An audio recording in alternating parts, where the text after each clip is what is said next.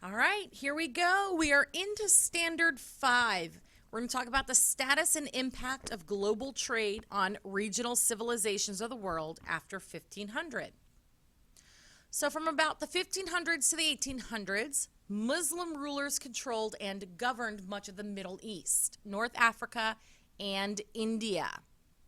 We're going to talk about two Muslim empires, the Ottoman Empire and the Mughal Empire. So Standard 5A, you're going to be able to describe the location and the development of the Ottoman Empire. The essential understandings. The Ottoman Empire emerged as a political and economic power following the conquest of Constantinople. The Ottoman Turks are going to bring much of the Muslim territory in Southwest Asia and North Africa under their rule. And you will see a map in just a moment. So the Ottoman Empire is going to last between 1400 and 1600. The Ottoman Turks are going to capture the city of Constantinople. After they take it over, they're going to rename it Istanbul in 1453. It is still called Istanbul today. It is located in Asia Minor, in the modern-day country of Turkey. Gobble, gobble. They're going to expand into Southwest Asia, Southeastern Europe, the Balkan Peninsula, and North Africa.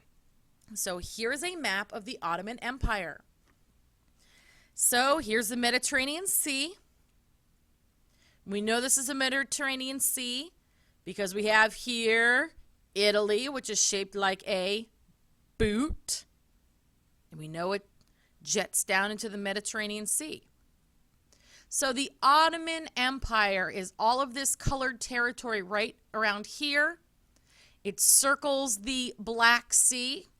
It continues down the east side of the Mediterranean Sea in the Middle East.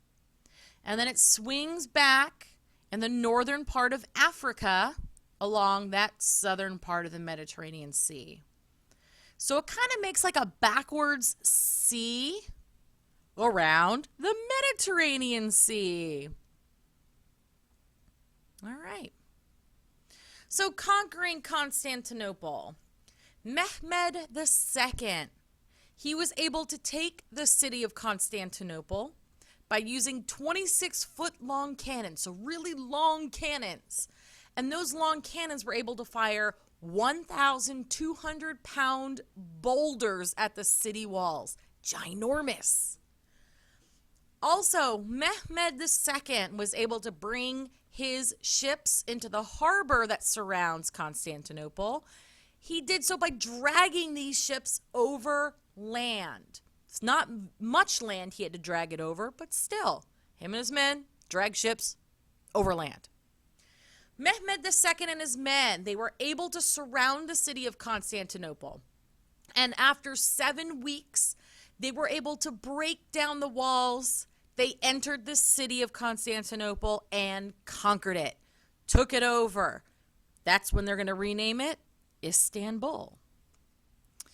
So here is a drawing. Of course, this is not a real picture. This is a drawing, an artist rendition of how Mehmed II, who is right here, how he was able to get his ships into the harbor that surrounds the city of Constantinople. And here are the walls all around the city.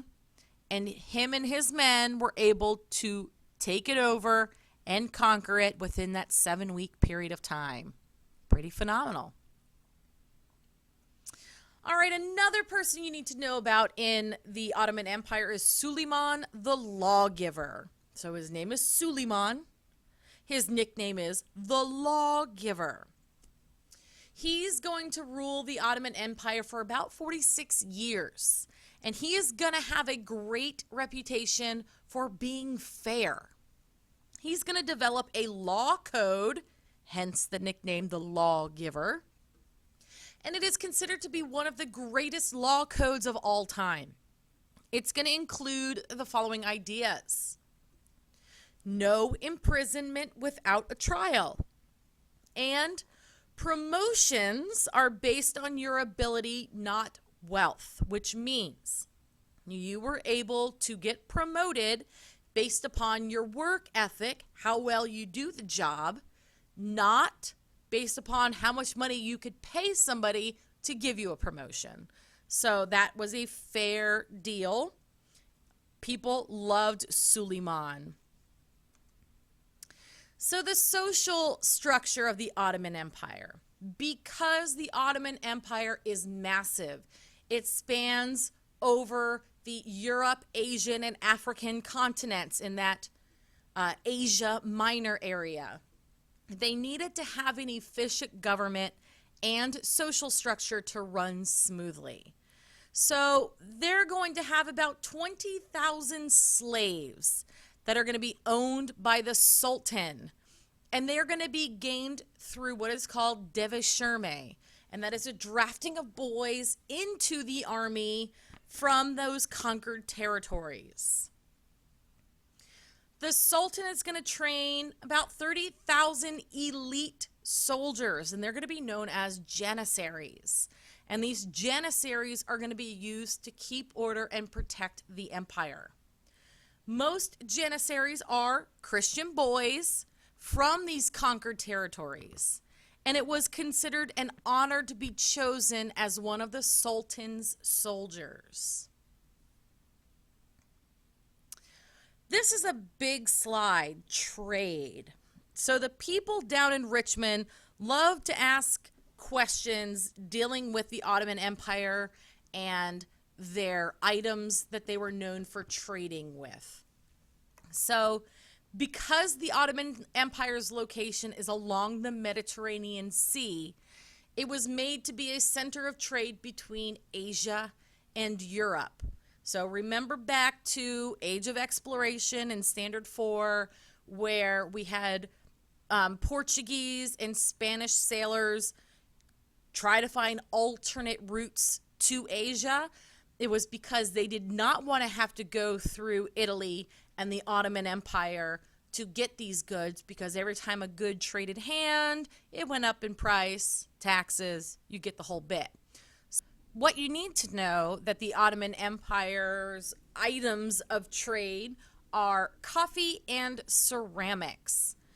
Here is a picture of a coffee mug, which is a ceramic. So ceramic is that fancy schmancy porcelain pottery type bit.